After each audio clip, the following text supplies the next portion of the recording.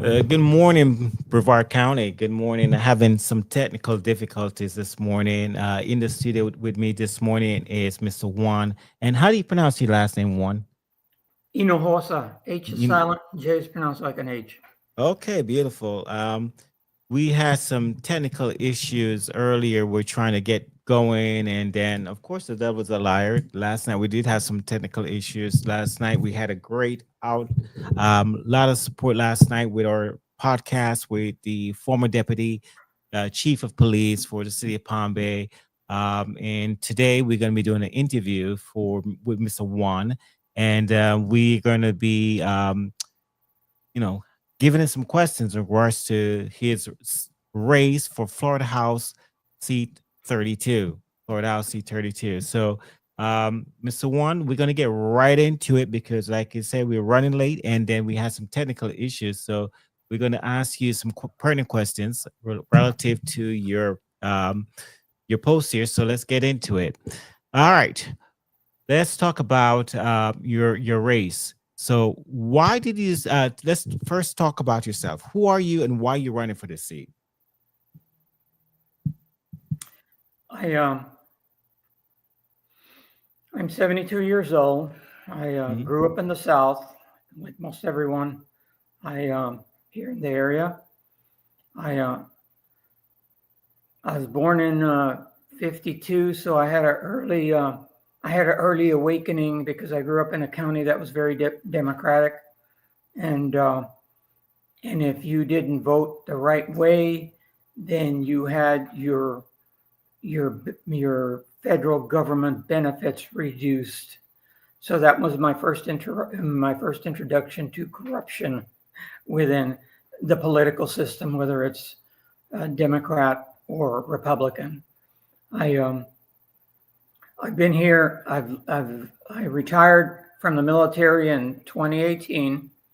I currently still hold the rank of a lieutenant colonel in the U.S. Army Reserve. I What spurred me to to run for this election. I previously ran in November against Debbie Mayfield, but I lost that election, and I'm going to continue the fight because there's so many problems in this county. There's so many problems in Florida, and there's just not enough of us that are taking the stand to represent the people, the needs of the people, as opposed to the needs of the big corporate interest. I I kind of came out of retirement. my my mainstay for retirement was to raise Dobermans because that's my passion. But I took a break from that and I got into this, and the big issue is that we've been getting taken advantage of by the political party that's been in control of the Florida state for the last 30 years. And the focus is not on the needs of the people. The focus is on the needs of the big corporate entities and those people that provide $1,000 donations to state representatives and $3,300 donations to congressional representatives. So that's why I'm running. Uh, Military mentality, mission first, people always. Beautiful. All right. What do you think is the biggest challenge facing Brevard County families today, and how would you tackle it if you make it to Tallahassee? I think the biggest challenge is that we have elected officials that are not representing the entire county. They're they have other interests, and things like Lori Wilson Park, um, turning that over to a corporate interest to control the parking lot, and that went straight from the city of Cocoa Beach to the county commissioners, and until the county released this information, then there was a big riot, a big uproar as why are we doing this? Why haven't they brought in input? These decisions, both at the county and at the state level, they're being done in back doors or back rooms, and we only find about it at the last minute. So I think that's the biggest thing, is that we don't have enough elected officials that are looking out for the welfare of the people, the welfare of our economy, the welfare of our parks, our wildlife. There's an incentive right now to do a bear hunt in Florida, which I don't understand. What's the big deal with wanting to decimate the Florida bear population? All of this is a special interest. They all want something. Everyone from the realtors that are developing land to the builders that are building homes. There's just not enough. There's not enough. In Spanish, we call it ganas, G-A-N-A-S. There's not enough desire to help the people. The desire is to make the most amount of money in the shortest amount of time and provide the least amount of service to the people, both in Brevard and in Florida. So if you win, what would be the first issue that you would push when you get into the State House? Oh, I would have House Bill 541 amended, because in 2023, the states of Florida, Tennessee, South Carolina, and Arizona put in legislation requiring a higher deductible for the constituents. The only difference was in Arizona allowed the people to opt out of the coverage, which meant they could retain their old insurance prices. In the states of Tennessee, South Carolina, and Florida, the legislature did the verbiage to opt us out from turning down that coverage. So right now we're paying for more coverage than we actually need. And my question is, I've been driving since I was 17. I'm 72 now. I've always requested a $500 deductible. This is the first time in my life that I have to accept a deductible higher than $500. And I think that's a ploy from the insurance companies, coordinated with the legislatures of these 3 different states, so that we pay more money to the insurance companies, and then somehow the insurance companies wind up providing $1,000 donation to candidates, and that's how candidates like myself on the previous election raised $2,000 donations, and my opponent raised $340,000 of donations from the special interest that benefit from all these laws that provide financial incentives for the corporate interest, and we pay the price. Okay. And that's not just auto insurance. That's also home insurance. Home insurance for the last 3 years, the people that are responsible to provide overwatch in the federal government, we call them inspector generals. I don't know what the term is in Florida, but they've been filing reports that the insurance companies have been taking their profits, pushing them down to their shareholders, pushing them laterally to their affiliates, and then having other expenses, for example, like special meetings, special debates, special internal things that they support. Also, $1,000 donations. We come back to the $1,000 donations to candidates. They're coming from sources that we don't know who they are or who they represent.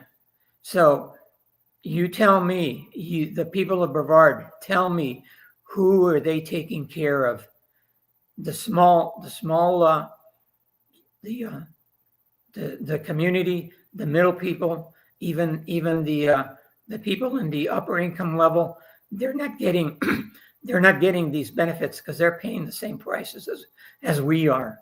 So it's just one big, I guess, RICO violation at a political level, that there are no laws to ring in or to try and grapple this. But that goes back to who you vote for and who they're going to represent. I will represent 100% of the population here in Brevard County, whether you're in my district or you're in someone else's district. The needs of the many oppose the needs of the few. Okay. Let's talk about citizen initiatives. The 2025 legislative session passed HB 1205, signed by Governor DeSantis, adding felony penalties for unregistered petition gatherers to limit citizen ballot initiatives on issues like abortion or wages, which critics say stifles Brevard voters' voices, but supporters claim prevents fraud. As a Democrat, would you push to repeal or amend this law in Tallahassee? And how would you restore Brevard residents' ability to drive change? I would repeal this law. This is a modern example of a 21st Jim Crow law. Why do we have to put safeguards in place that were never there in the past? The only reason this is being done is to limit these incentives so that we limit the voting, the rights of people to submit these issues. There's never been a problem until they submitted the initiative for reproductive rights and the initiative for the decriminalization of marijuana, which were both opposed by the current political party in power. So guess what? They go around and they find a legal way to put hurdles in our way. I even volunteered to gather petitions because I have a secret classification and I've never been convicted, never been arrested, and to put it out to the public, I've never been convicted of a felony in this state or any other state. And this is just another restriction to limit our ability to push incentives that support the needs of the people. I'm glad I'm on this program. I'm glad I've got video, because things of this nature, they're suppressed in the news. They don't want you to know, the news does not want you to know why they've done these initiatives. And you can just walk this through in your brain. Why is this being done? Why is this being done when it wasn't done before? Because that is just one more hurdle for you to exert your freedoms, whether they be religious or political or economic. Okay. I don't know how I would fix it at the county level, because I wouldn't have the power to fix the county level.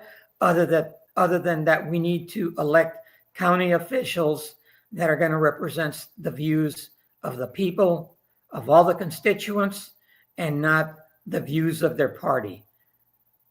Okay. Your campaign calls out on insurance costs. Let's talk about that. Your campaign calls out Florida's failure to curb home and auto insurance hikes like HB 541, which is mandatory coverage that raised car premiums without output, leaving Brevard residents struggling. So what specific reforms, like Arizona's opt-out model you have proposed, would you champion to lower rates for District 32?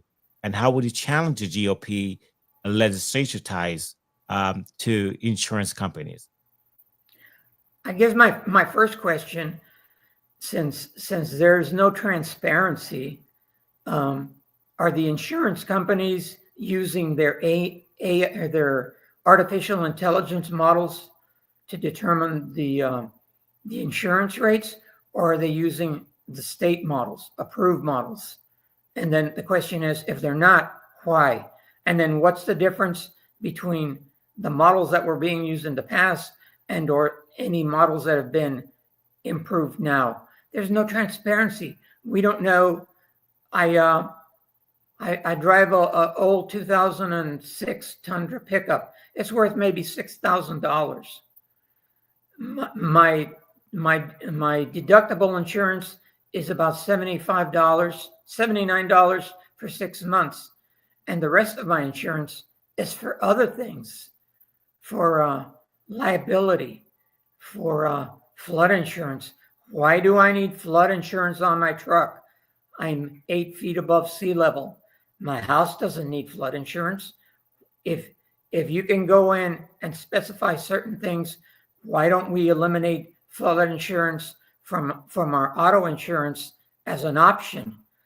Right now, we're paying for all the vehicles that get flooded in the hurricanes in the Miami area, the Tampa area, the Fort Lauderdale area, all the low-lying areas on the East Coast. And who is that benefiting? It's not benefiting us because we're paying for something we don't need. Why do we keep paying for stuff that we don't need on our insurance policies? Why is there no transparency? Why won't the state allow us to see how our bills are being determined? FP&L shows us how much we're paying for our electricity for high usage periods, low usage periods, but there's no transparency on what the heck the insurance companies are charging us for. I don't know how to fix it. I just know that we need to get people elected into office that are going to bring up these issues. And I've asked probably 500 constituents here in the county or voters. I said, did you know you're paying for flood insurance?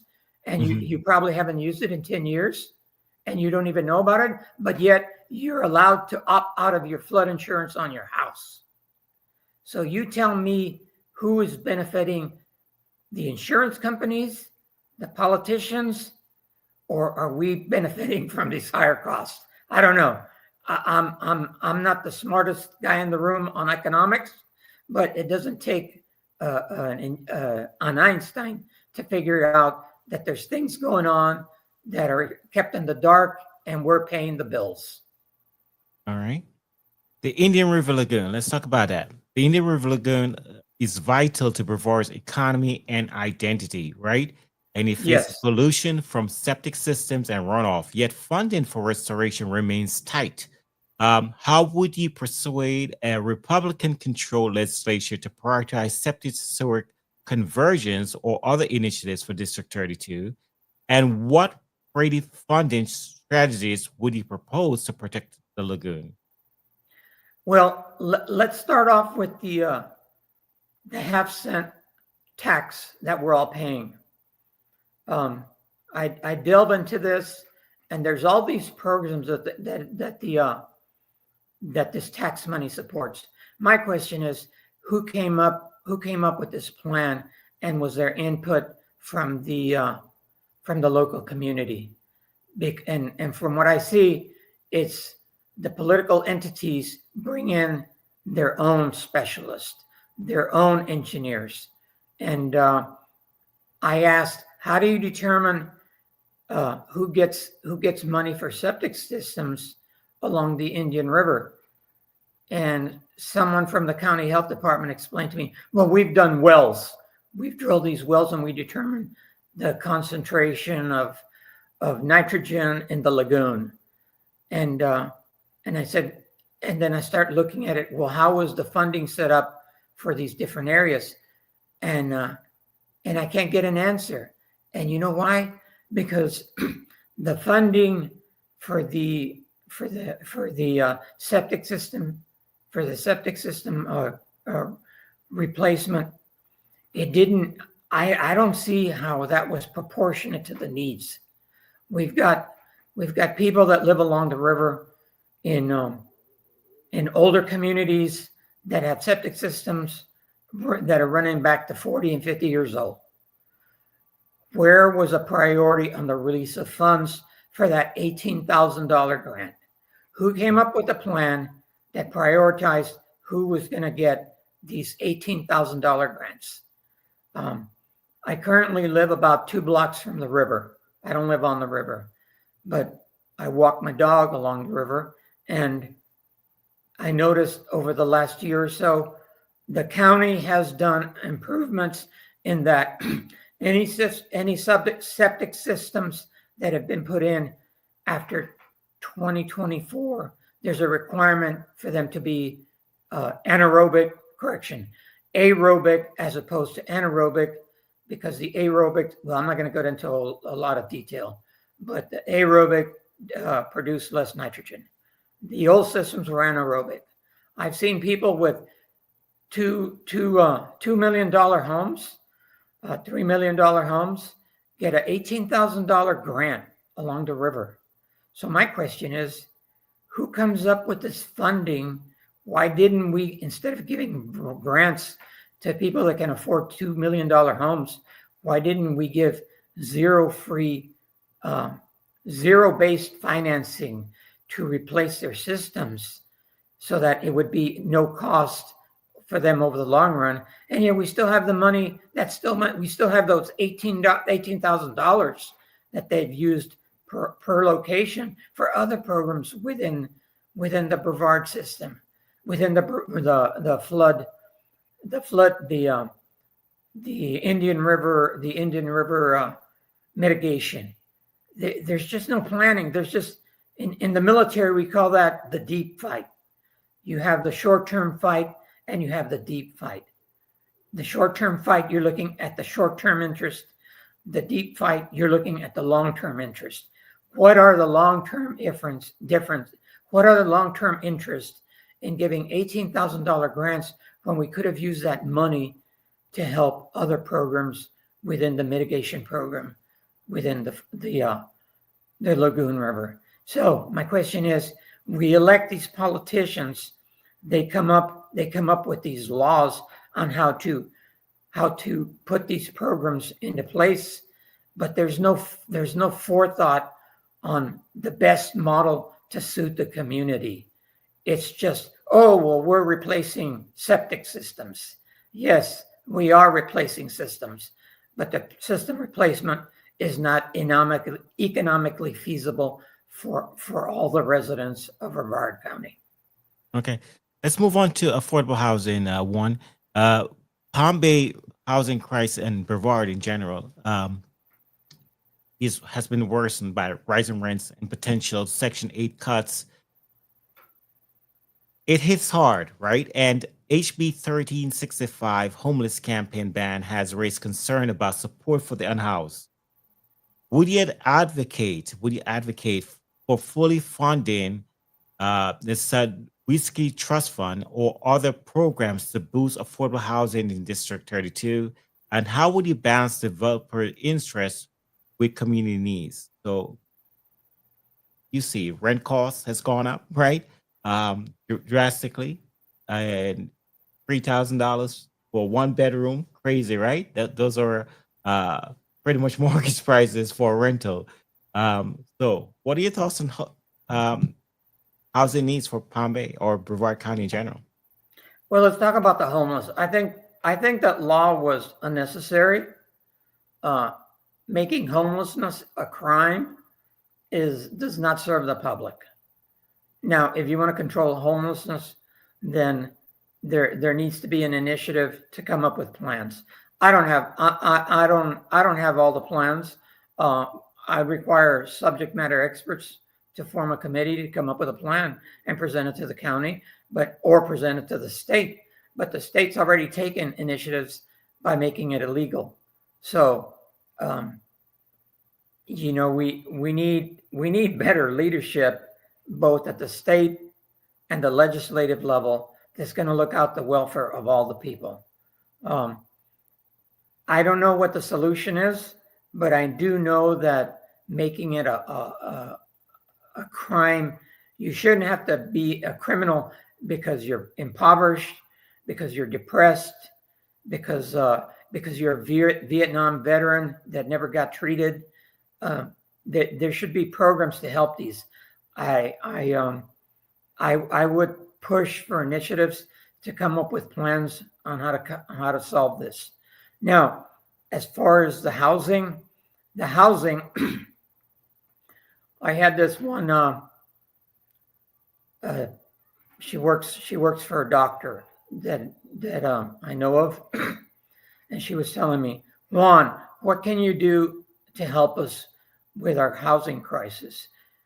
We we try and make a bid on a house, and then the big money people come in and put in an offer of $50,000 more than we can afford, and they get the bid. I said, and she said, why isn't there a restriction on either at the county level or at the state level on big money interests coming in and scooping up housing as to rent as Airbnbs or for other initiatives, or to maintain as a income generation, to generate income. And I said, you know what?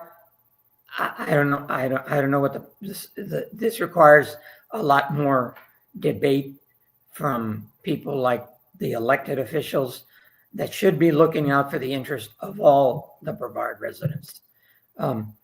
Taxes have gone up. Mm-hmm. And I talk about real estate taxes, and there's Yeah, we're an going to be incentive touching now. on that. There's an incentive to reduce the real estate taxes, but in the military and we call that a farce. And they're never going to reduce. They may partially reduce your real estate taxes, but they're never going to reduce your real estate taxes, because that's what pays. Who's going to pay the sheriff's deputies? Who's going to pay the teachers? Who's going to pay the firemen? Who's going to pay all these bills? They're not going to be paid by the taxes, by tax increases. So they're throwing they're throwing something at you. They're not going to do anything with. They may reduce it partially, but they can't reduce it substantially, because that's going to affect on the services that we get. What are they going to do? Cut trash pickup from twice a week to once a week. They're going to pick up broken branches, all of that stuff, maybe every 6 months as opposed to every 2 months. I don't know. You can't balance out. There has to be a balance, just like in a marriage. There has to be a balance. There has to be a balance in everything. There has to be a balance with the taxes, raising or lowering. There has to be a balance with the real estate taxes.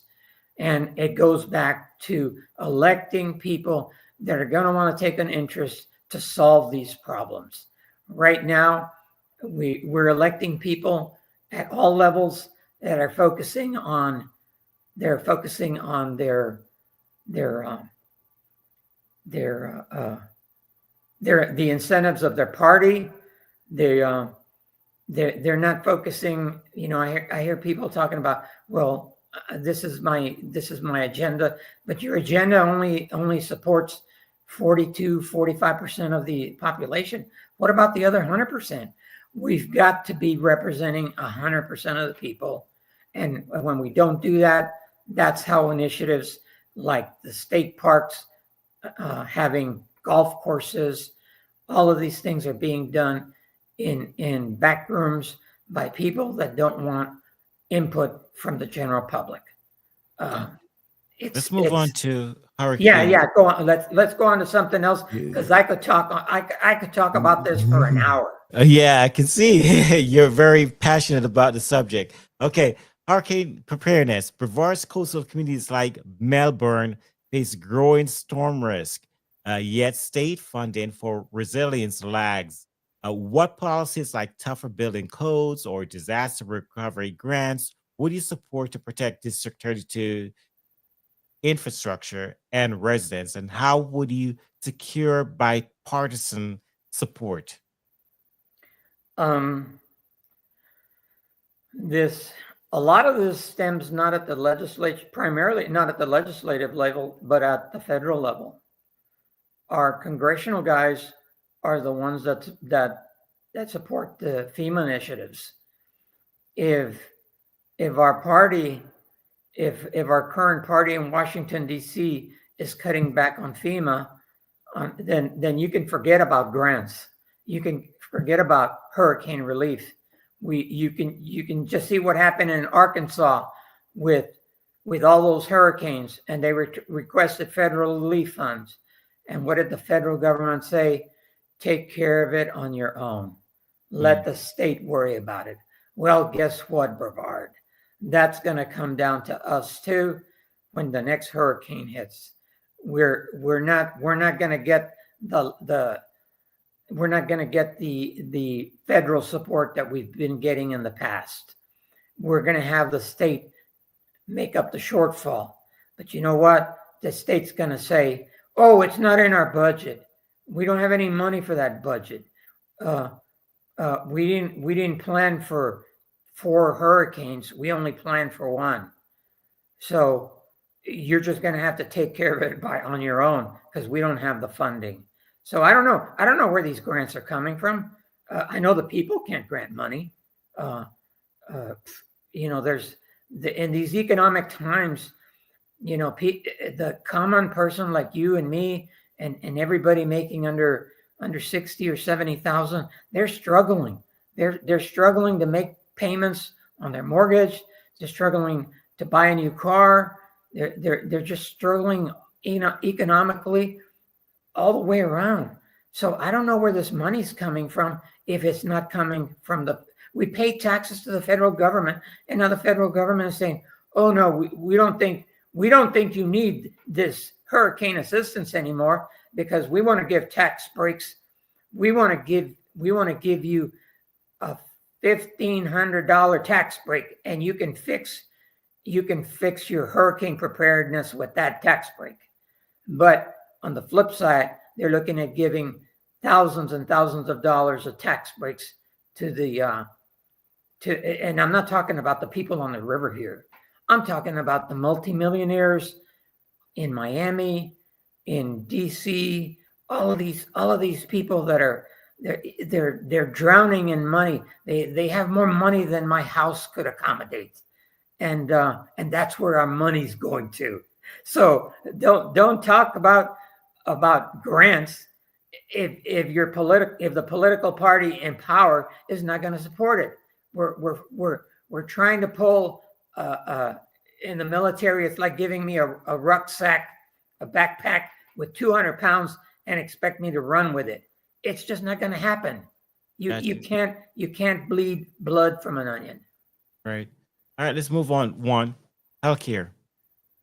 Medicaid is the subject of this question. One, you strongly back Medicaid expansion to cover Brevard's uninsured, including disabled kids and seniors, arguing it's an economic and moral necessity. How would you convince a skeptical GOP legislature to accept federal funds, or what alternative reforms like expanding clinic access would you propose to ensure District 32's families get care? Medicaid here in Florida, there's I don't understand why in Tennessee they accept full Medicaid coverage because of the economy there is not as flusterous as it is here in Florida. But in Florida, we only accept partial Medicaid. It's not viewed as a necessity or a need for the poor that can't afford medical coverage. It's seen as a handout. We're handing out this money. We don't want to accept this money to provide it to these poor people that can work but choose not to work and live off the government.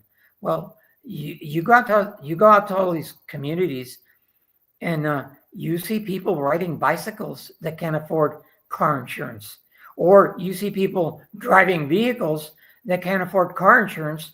So when they come and run into you, you ask, well, why didn't they have car insurance? You know why? Because their poverty is so extreme that they can't afford it. One of the big things that keeps people in poverty is medical costs.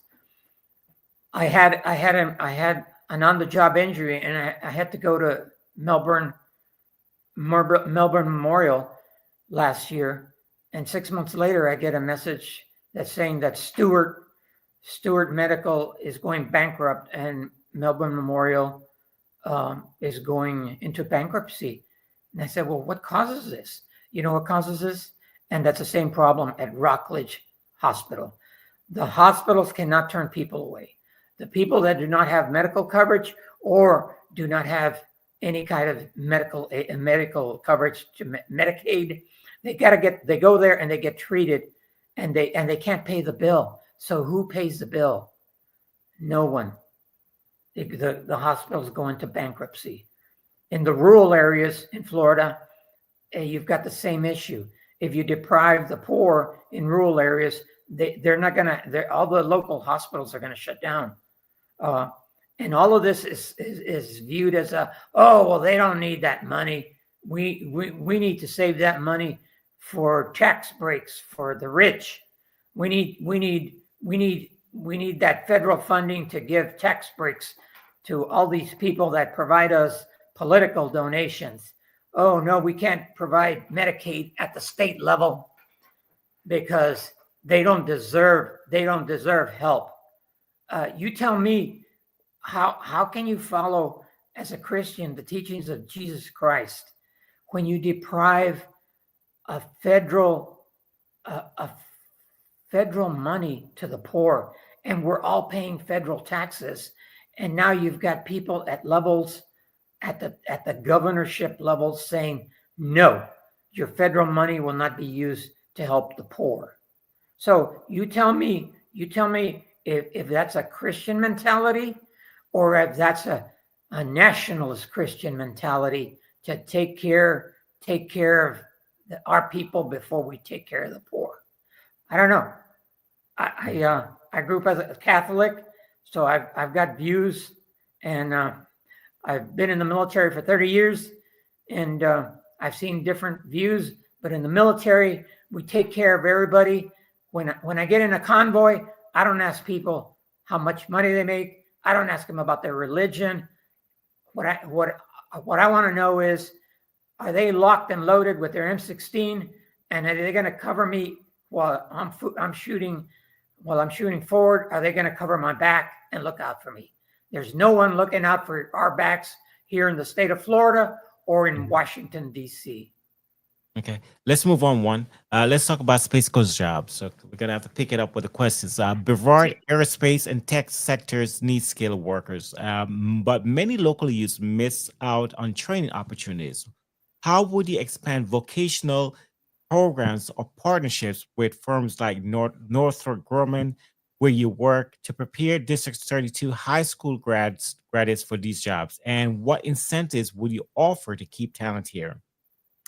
I would propose that the community partnership with Lockheed, SpaceX, Northrop Grumman, and all the other aeronautical corporations here, and say, hey, bring in speakers, bring in engineers, have them, and we're not just talking about we're talking about diversity of engineers, so that this minority student can see that a minority person 20 years ago is now an engineer, and this is how they made it. We need to instill into the young people that there's a way forward. Right now, that I don't see. I know the schools have programs, technical programs, but I just don't know how detailed they are, or if there's just not enough push from the counselors to provide this information. We need to bring people in to inspire the kids to work for it. you know, I go places and I'll give them a $20 bill, and the young people have struggled determining on how much change to give me. I think people, the young people just do not have the concept of what it takes to be a skilled worker, and we need to impress them with people that have made that jump. I'm not going to spend a whole lot of time because I'm Yeah. probably going One of into the it. things, and I did see a comment from one of the reviewers that says we don't have programs in school for vocational opportunities. Actually, we do. The problem that because I've interviewed educational folks on this platform before, and we have explored this topic. They do have a vocational programs in the school. The problem is that they're not well advertised, as you suggested. And then the other problem is access, because if I live in, for example, Palm Bay, and then there is a school over in Ugali, how is that student going to, and they want to explore a program that's happening at Ugali. Now the parents have to worry about how am I going to get that student there, because hey, I live in Palm Bay, that kind of thing. So and that student wants to be able to explore that program.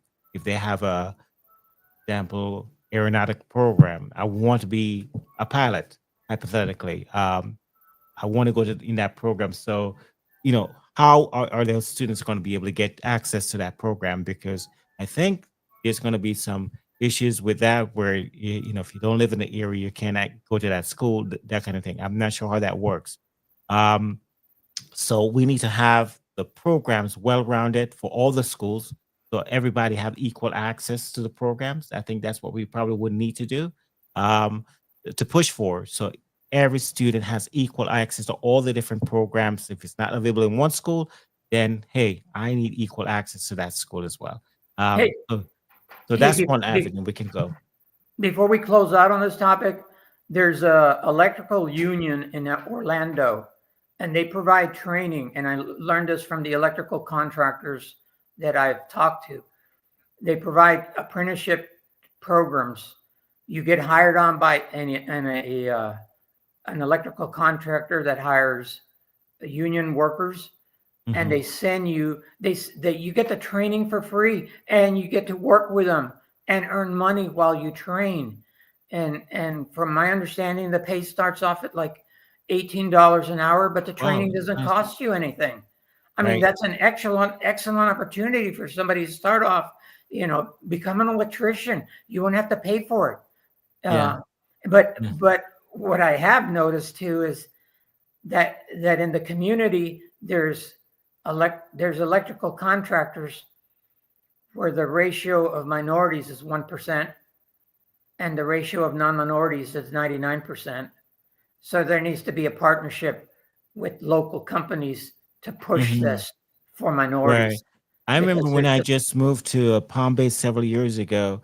I couldn't hardly find electricians. That was my pet peeve. It's like, oh, you have to ask around. Do you know an electrician that I can tap into to come do some work in my home, and that kind of thing. So, you know, uh, we need more opportunities for the young people to um, broaden their horizons and try to get into the different vocational opportunities that are out there. But let's keep moving because we on a time plunge here. Voting access. Florida has tightened mail-in ballot rules, and other 2025 voting changes have sparked fears of lower turnout among Brevard seniors and minorities. What measures, like easier mail-in voting or polling size, would you push to expand access in District 32?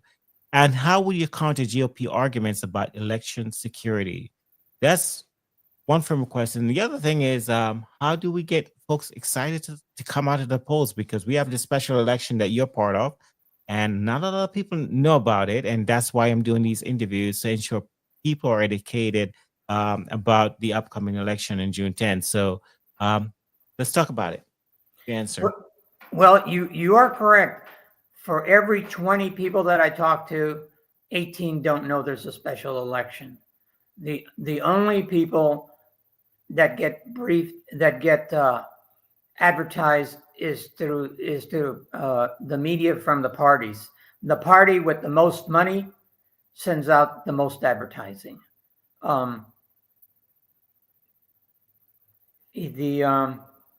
There's a lot of incentives now. Yes, you are correct. There's a lot of incentives to reduce. It's here's a good example.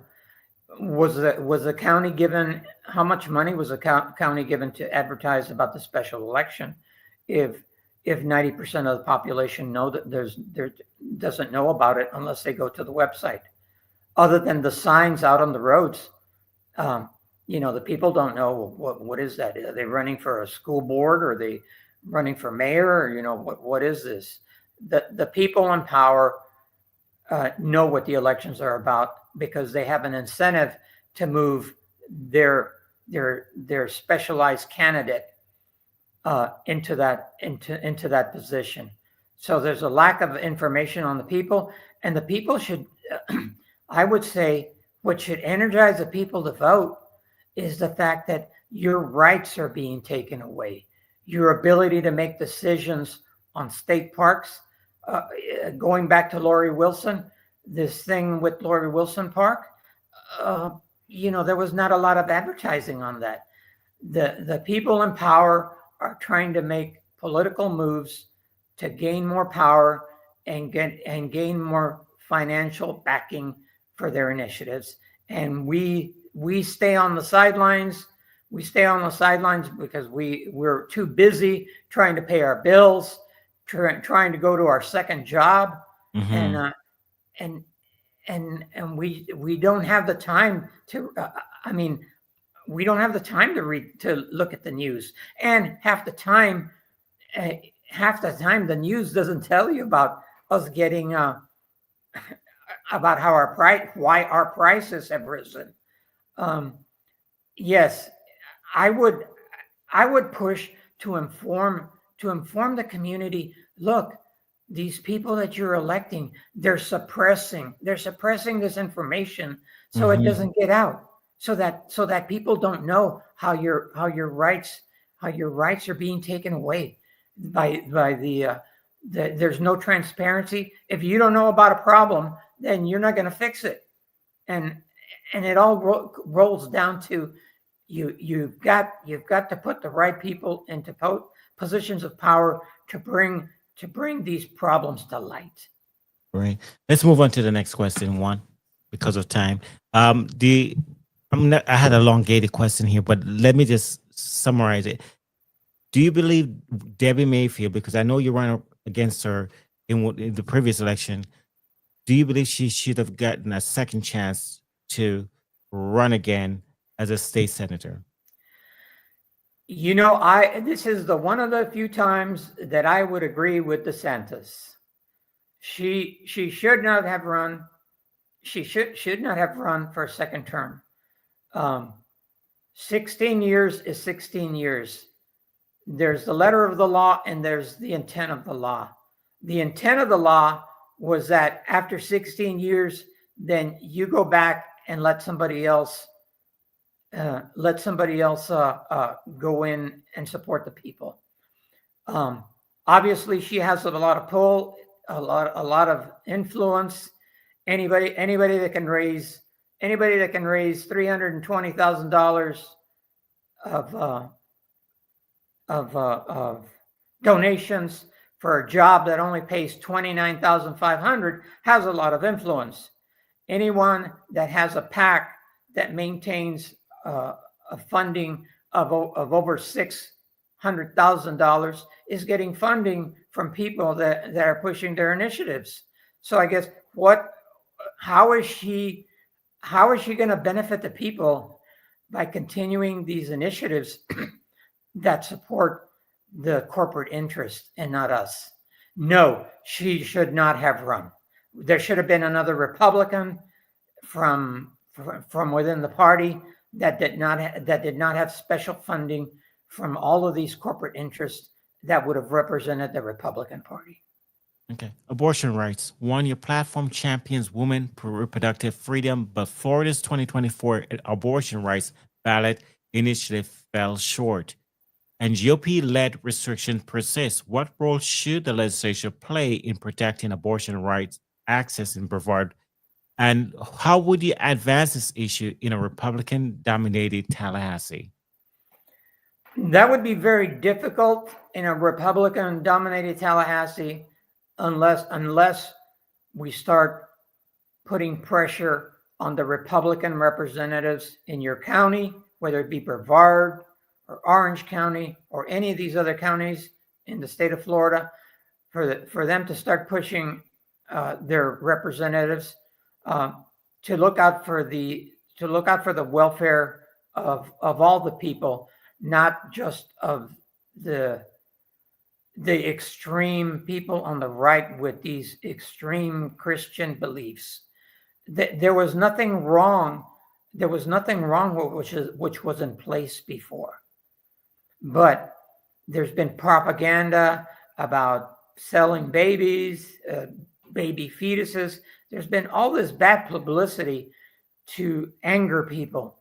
It's the same thing Hitler used to turn the Germans against the Jews, and it's being used here, not only in Florida but all over the United States. If you have an issue, then you only present your 50% of the information to make the issue your initiative, to support your initiatives.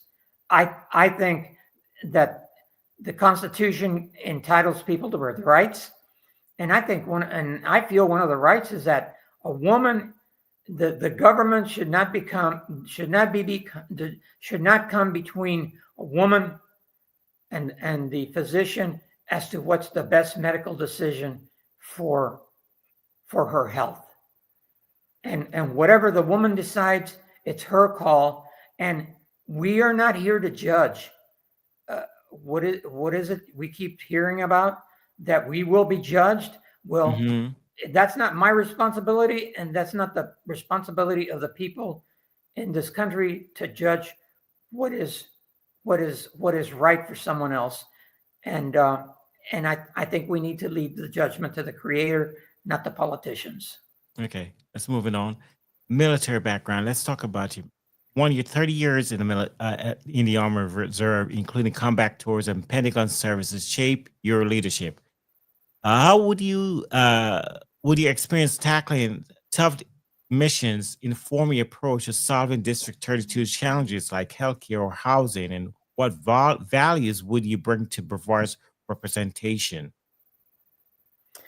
You know, the one big reason I went in the military, because in the 1970s, it was difficult for a Hispanic with a degree in biology and chemistry to get a good paying job. So I wound up working at a refinery along with everyone else. And I did that because of the pay, because there were no jobs. You either taught school as a college graduate, or there was limited jobs in the field of biology and chemistry. And I joined the military because the military at the time in the 70s, there was no DEI initiatives. The only people that were moving up were the people that the leadership supported. And I worked for a chemical company in Corpus Christi, and the leadership came from East Texas, and they had what I would call the East Texan mentality, and somehow I just didn't fit into that mentality, based on my education and based on my own work ethics. So I chose to join the military because the military was the only entity that would allow you to reward you for what you've done. And I spent 30 years in it, and I'm glad I did, because in 2008 I was offered to retire early, and they told me I'll get my pension, but I wouldn't get my medical coverage because I had not reached age 60. So I reached out to Blue Cross and Blue Shield. I said, how much will it cost me for a year and a half for coverage for me and my wife? They said $1,200 a month. And that was in 2008. So I went back to my unit and I said, you know what? Send me back to Afghanistan. I cannot retire at age 58 and pay $1,200 in medical costs. It's just not there. I would use my experience. I've worked with governments in Honduras, governments in Kuwait. I've seen all the corruption in Afghanistan. I've seen all the corruption in Iraq. So I know what works in government, both at the small scale and the nationwide, the worldwide scale. I've seen it all. So that you need to come up with a plan that's rational and that has an endpoint that's going to meet the needs of the people and convince the people on the other side. And if I can't convince the people on the other side, then I'll convince their voters, so that then their voters will either vote them out or convince them themselves. Thank you, sir.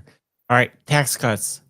We have about 4 more questions. Florida's 2025 $2.8 billion tax cut package with $1.6 billion in sales tax reductions aims to help families, but worries Democrats that it could cut funding for Brevard schools and services. Do these cuts fairly serve District 32's working families, and how would you ensure Brevard gets adequate state support for education and infrastructure? Well, I think we need to look at what's worked in the past and what they want to do to work in the future. What's worked in the past has been working fine. If we're going to start doing tax cuts, my question would be whether they be at the real estate, and I talked about this before, whether they be at the real estate level or at the sales tax. The question is, what's going to be the long-term effect, and who is going to benefit from these tax cuts? Are these tax cuts going to the needs of the community or infrastructure or what? We need to have a plan that gets staff. In the military, we staff decisions so that a plan gets staffed so everybody at different levels can see how it's going to affect them before we implement the plan. There's just no local or state level staffing to get input on how all this is going to affect it. I'm not an economic specialist on economy, so that we need to get expert opinion, and then we need to let the public know, and then let the public decide. Yes, we're gonna accept 35 students to one teacher with no aid, or no, we're not going to accept that. We're going to maintain this state tax or this real estate tax at this level because we want the current schools. We want the current schools to have a minimum of this many students per, or a maximum of this many students per teacher. Okay. I know we're running short of time, but you can, based on what I've just said, the way I'm looking forward to this in the long term. Let's talk about the fluoride ban. I got an elongated question, but we're going to shorten it. Are you in favor of it or against it, the fluoride ban? To be honest with you, I've been drinking water well since I was in high school, and I really don't know how good this Florida ban is. I don't have all the details. I guess for me to be in favor for it, I would have to look at the statistics of the pluses and minuses, and that's going back to, we need the subject. We don't need politicians telling us what we need. We need the subject matter experts to convince the voters, me, you, all the other voters on the pros and the cons of doing one versus the other. Right now, I haven't seen any literature on any of this, but I will tell you this, if you brush your teeth in the morning and in the evening, you don't get very many cavities. Okay, beautiful. All right, state parks. You alluded to this in one of your earlier responses. State park protections. HB 209 passed in 2025 after public outcry. Um, Ban hotels and golf courses in state parks, preserving natural spaces near Brevard that drive tourism. How does the bill support Brevard County economy and environment? And what other policies would you champion to protect District 32 natural attractions for future generations? I don't think this bill. I don't think putting in golf courses, hotels. Where will it stop? Where will it stop?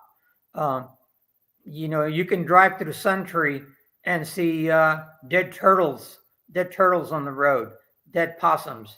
You see all this wildlife, and the more reduction you have on this at the state level on this is the more reduction we're going to have on our wildlife. Why do we keep trying to make money at the expense of the wildlife? Why is the state supporting a bear hunt? Who needs I don't need a bear rug. I don't need a bear head in my room, in my living room. These are all initiatives from the well-funded people to exercise a right that they want to abuse. The last time they had a bear hunt, it reduced it almost took the extension. It almost lowered the bear population in Florida. And I'm just using this as an example. So it's going to be all the way across the board, whether it's for dolphins, manatees, sea turtles, bears, everything, black panthers. Why do we want to limit the wildlife by increasing the profits for corporations? Don't we have enough pools? Don't we have enough hotels? Don't we have enough golf courses? What is the push to make people richer at the expense of our wildlife? Okay. All right, this is going to be the last one. Marijuana legislation. Your campaign proposes legalizing marijuana with a 6% sales tax to fund 4% low interest home loans for Brevard first and second time home buyers. Bold plan to boost housing affordability. How would you pitch this to a GOP legislature, and what other revenue ideas would you explore to support District 32 home ownership dreams without raising taxes?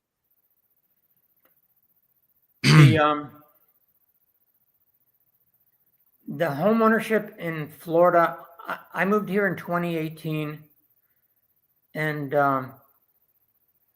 my wife and I lived in Patrick. We rented in Patrick Air Force Base for a year till we found a reasonable place where we could live, and that afforded the security, and it took us about a year. But in that 1 year period, there were lots all over the city that I considered prime lots for building. All of those lots are gone now because people entities, not just people, they're buying up all the property. They've been doing this for years. Right now, the price of real estate has gone up. And I'm gonna throw this in here because it takes longer for someone to drive from Palm Bay to the airport than it does at peak hour periods to drive from Palm Bay to the airport and back than it does to drive from Port St. John's to the airport and back. And that problem is because the county has allowed expansion to the south and has not forced the developers to set aside money for infrastructure. You have single lanes with no turning lanes. You've got the people are stuck in traffic.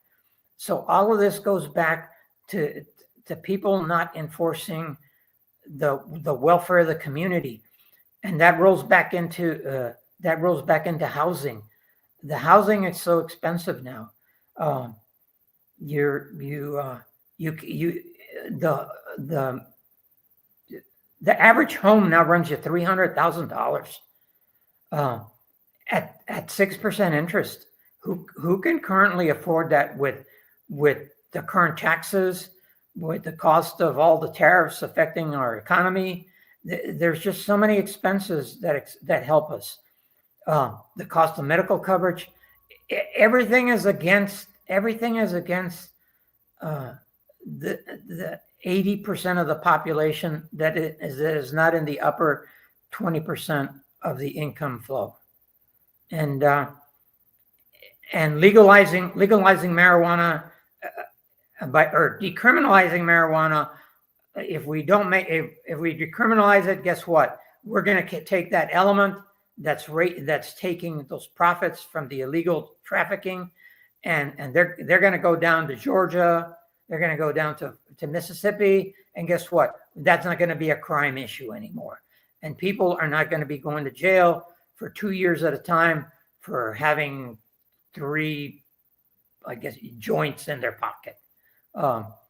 Anyway, it just, the decriminalizing of marijuana can help the general public by taxing it, not to support the initiatives of the party in control, but the needs of the people that need help with low interest loans. Okay. All right, thank you, Juan.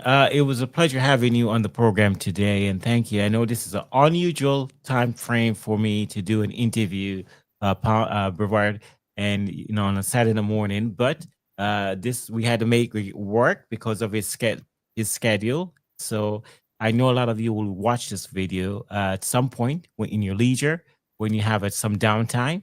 And so hopefully he has answered your questions, and now I'm going to give him the opportunity to make his final pitch as to why you should vote for him. And so, Juan, want to give you the floor. Go ahead and do that, sir. All right. I'm going to make this short because I was probably pretty lengthy. I'm the best candidate for this position because, first, I support all the people in Brevard, whether you're Republican, Libertarian, Democrat, or no party affiliate. My views, I used to be an independent, but I finally realized that in Florida, if you don't run as a Republican or Democrat, you have no chance of affecting your political initiatives or your desire to help the community. My views are 50% Democrat, 30% Republican, and 20% Libertarian. I support gun rights. I have a concealed weapon permit, but I normally don't carry. I don't see a need to have to carry right now, but I want to have that option. I support gun rights. I do not support carry in colleges. I do not support any state initiatives to authorize concealed carry in universities or colleges unless the law stipulates that right would be granted by the college. And if the college grants that right, then the college assumes a responsibility for any liabilities that happens with the use of that weapon.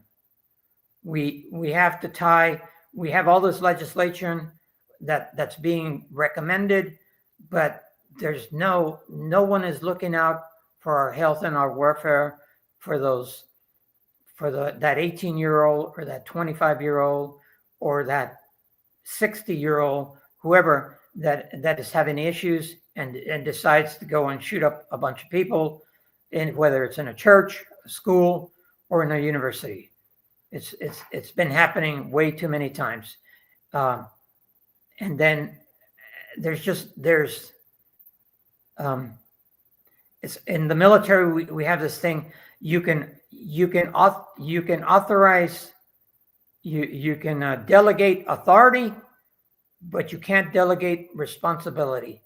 The state does not have, the state has the authority to delegate rights, but they have to accept the responsibility for those rights. Right now, if you drive a vehicle, you're required to have insurance. So because the vehicle basically is a weapon, and if somebody gets injured, who's going to pay for it? Well, if you're required to have a liability for a vehicle, why, I think I would gladly pay for liability for a concealed carry. So if someone with a mentality that doesn't have this right does something, and then they've already paid into a state fund to help the people that were killed or that were maimed or injured by this atrocity. You can delegate authority, but you can't delegate responsibility. The responsibility stays at the state level, the county level, at the political level. We are all responsible.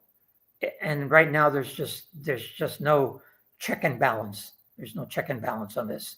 I feel I'm the best candidate because I don't represent the special interests. And I don't take special interest money like my opponent did. You probably I raise the question: why does somebody need to raise $420,000 for a job that only pays $29,500 a year? Now that's a whole lot of people that are looking to have you do a good job for them. I can't afford to give $1,000 donations, so I don't know who's giving out all these donations. That's all I have to say. Hey, mission first, people always.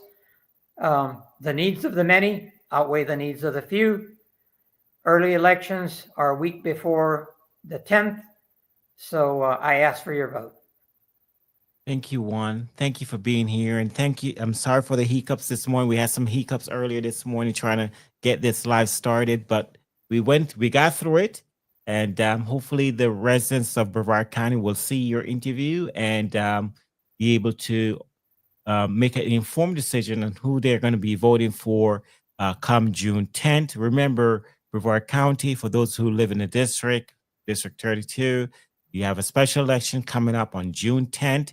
It's your responsibility. It's your right to vote. Many veterans like Juan and myself have fought for that right to make sure that you can get into the polls and make an informed decision on who you want to represent you in the state legislature. So have a great weekend, Brevard County. You'll be hearing from me soon. I'll be doing more podcasts like we did last night. Lots more of it is happening. It's going to be happening. And I'm looking forward to your support as we move along in informing the residents of Brevard County and beyond on what is best for you as we, whether from the city councils meetings, the county commission meetings, or the state. Talk to you soon. Have a great weekend.